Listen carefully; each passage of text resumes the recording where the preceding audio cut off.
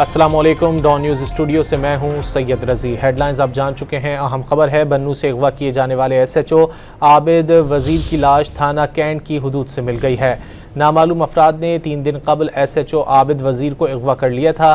Police ने इलाके को घेरे में लेकर मुल्ज़िमान की तलाश शुरू कर दी है।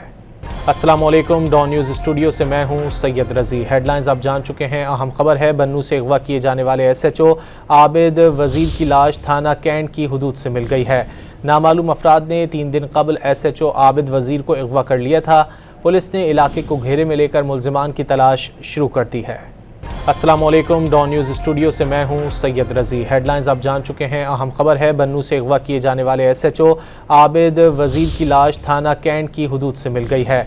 नामालूम अफराद ने 3 दिन कबल SHO आबिद वज़ीर को अगवा कर लिया था। पुलिस ने इलाके को घेरे में लेकर मुल्ज़िमान की तलाश शुरू कर दी है। अस्सलामुअलैकुम। डॉन न्यूज़ स्टूडियो से मैं हूं सैयद रज़ी। हेडलाइंस आप जान चुके हैं। अहम खबर है, बन्नू से अगवा किए जाने वाले SHO आबिद वज़ीर की लाश थाना कैंट की हुदूद से मिल गई है। नामालूम अफराद ने 3 दिन कबल SHO आबिद वज़ीर को अगवा कर लिया था। पुलिस ने इलाके को घेरे में लेकर मुल्ज़िमान की तलाश शुरू कर दी है।